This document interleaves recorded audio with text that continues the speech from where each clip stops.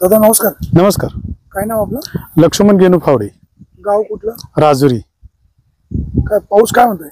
पाऊस काय जेमतेमच आहे. पाऊस काय पेरणी वगैरे झाली की नाही? पेरणी झाली, सोयाबीनची पेरणी केलेली. सोयाबीनची किती आहे शेती तुम्हाला? शेती 5 एकर आहे. अच्छा का? सगळं सोयाबीन पेरलं? 2 एकर सोयाबीन पेरले आणि काही मका आहे. इकडे काय बिबट्या वगैरे येतो नाही? बिबटे येतो ना. मग काय भीती वाटत नाही? भीती वाटते ना, रात्रीचं पाणी भरायला त्रास होतो जरा. अच्छा. काय चोरटे बिरटे बुरटे? चोरट्यांचं आता मध्ये आले ते तिकडे, ते अब्दुल मालदारांचे त्या प्लॉट वगैरे. पण भीती वाटते असं, म्हणजे इकडे पण डोंगराच्या कडेला खोबऱ्यात राहता, भीती वाटत नाही? वाटते ना, भीती वाटते. मग काय काय आता काय जीव मुठीत धरूनच. इकडे राहायचं. बरोबर आहे. आता सध्या राजकारण आपण पाहतो देशाचं. वाढलेली महागाई, शेतीमालाला बाजारभाव नाही, राजकीय फोडाफोडी. काय एक शेतकरी म्हणून काय वाटतं? काय नाही, कांद्याला बाजारभाव मिळावेत. कांद्याच्या बाजारामुळेच बरेच लई हे झालेले आहे. दूध दरवाढ व्हावी असं आमचं मत आहे शेतकऱ्यांचं. नरेंद्र मोदी यांचं सरकार 10 वर्ष झालं सत्तेवर आहे. तर पुन्हा मोदी साहेब पंतप्रधान झाले. 10 वर्षाची त्यांची कारकीर्द कशी होती आणि या निवडणुकीत त्यांना फटका का बसला? काय अपेक्षा? शेतकऱ्यांमुळे त्यांना फटका बसला. कांद्याचे दर वाढले नाहीत, खतांचे बाजार भरमसाठ झालेले आहेत, पण शेतीला बाजारभाव नसल्यामुळं त्यांना तसा फटका बसलेला आहे. पवार साहेबांचा पक्ष फुटला. शिवसेना फुटला तर ते आहे फुटलंच, परंतु पवार साहेबांचा सुद्धा राष्ट्रवादी काँग्रेस, काका एका बाजूला, पुतणे एका बाजूला. लोकसभेच्या निवडणुका झाल्या, काकाला यश आलं, पुतणे अपयश ठरले. लोकसभेची अवघी 1 जागा त्यांची विजयी झाली. कसं पाहता या फुटाफुटी? शरद पवारांना मानणार लोक जास्त आहेत, म्हणजे त्यांचा जनसंपर्क दांडगा आहे. कारण त्यांचं आमच्या गावावरती सुद्धा भरपूर प्रेम आहे. आमच्या गावातल्या लोकांना ते नावानिशी ओळखतात. बबन शेठ सरोदे असू द्या, आवटी सर असू द्या, बिट्टे नाना डोंबरे असू द्या, ह्या लोकांना ते नावाने ओळखतात. त्यांच्याबद्दल लोकांचं प्रेम आहे, त्याच्यामुळं आमच्याकडून कोल्हे साहेबांना चांगलं मतदान झालेलं आहे.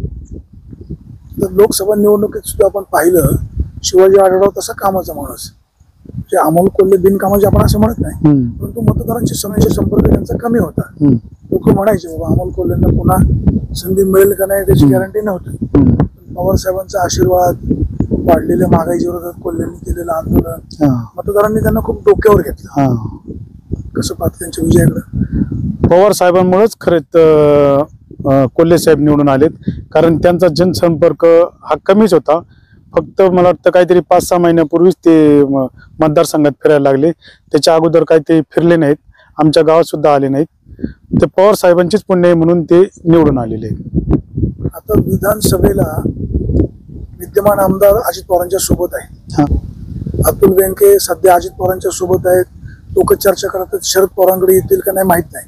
विद्यमान आमदारांच्या कामकाजावर तुम्ही समाधानी आहात का? नाही, विद्यमान आमदार अतुल शेट्टी यांच्या कामाबद्दल मी समाधानी आहे. कारण त्यांनी पाण्याचं नियोजन व्यवस्थित केलेलं आहे.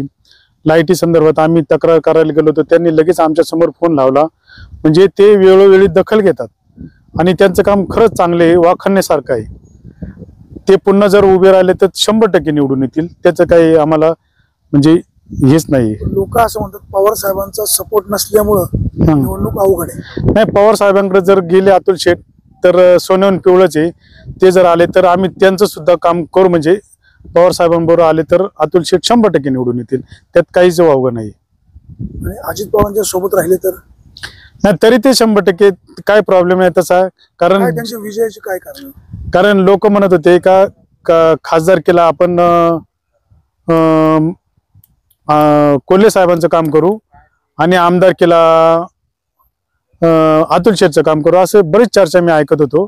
मी बरेच फिरलो ना तेच गावागावांमध्ये, तर लोक असं म्हणत होते का खासदार म्हणजे लोकसभेला खासदारांसोबत राहू आणि आमदार केला अतुल शेठ बरोबर, असं लोकांचं म्हणणं होतं.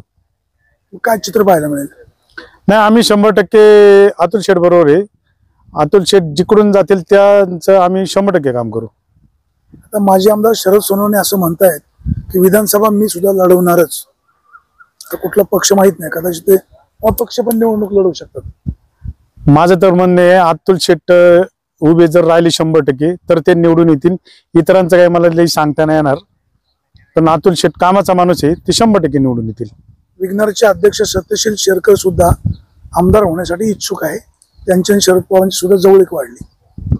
नाही वाढू द्या जवळीक, तो काही विषय नाही. सत्यशील दादांना संधी दिली तर आहे, बरोबर आहे, परंतु त्या शेरकरांनी आपला कारखानाच पाहावा. शेडबाबांची पुण्य आहे त्यांच्या बरोबर, परंतु शेरकर हे चांगला कारखाना सांभाळतात, त्यांनी कारखान्याकडेच लक्ष द्यावं. आमदारकीसाठी अतुल शेट योग्य वाटतात मला. आम्ही त्यांचा प्रचार करू आणि त्यांना निवडून आणण्याचा प्रयत्न करू. मोहित धमाले, तुषार थोरात यांची पण नावं चर्चेली जातात विधानसभेसाठी. नाही, त्यांचा काही एवढा संपर्क नाही माझ्याशी, कारण त्यांना काय म्हणजे असं आमची त्यांची लय म्हणजे हे नाही, घर्षण वगैरे नाही तशी. आशाताई बुचके यांनी 3 वेळा विधानसभा लढवली, दुर्दैवाने त्यांना अपयश आलं. आता पुन्हा उभ्या राहिल्या, काय प्रतिसाद कसा मिळेल? नाही, लोक त्यांना स्वीकारणार नाही, कारण ते भाजपचे म्हणून लोक थोडं हे करतात. भाजपच्या लोकांना इकडं ग्रामीण भागात तरी संधी नाही मिळणार असं मला तरी वाटते. माजी आमदार वल्लभ बेनके 4 वेळा आमदार होते, म्हणजे 20 वर्ष आमदार होते. विद्यमान आमदार अतुल बेनके पवार साहेबांची पुण्याई, माजी आमदार बेनके साहेबांची पुण्याई आमदार झाले. 5 वर्षामध्ये त्यांच्या काळामध्ये धरणांच्या पाण्याचं नियोजन कसं झालं आणि लोकांना त्यांच्याकडनं वागणूक कशी मिळाली? त्यांचं पाण्याचं नियोजन इतकं उत्कृष्ट होतं आणि त्यांनी आम्हाला पण एक रोटेशन आता वाढून मिळालं आणि त्यांनी जे केलेलं रोटेशन म्हणजे पाण्याचं नियोजन अतिशय उत्कृष्ट आहे.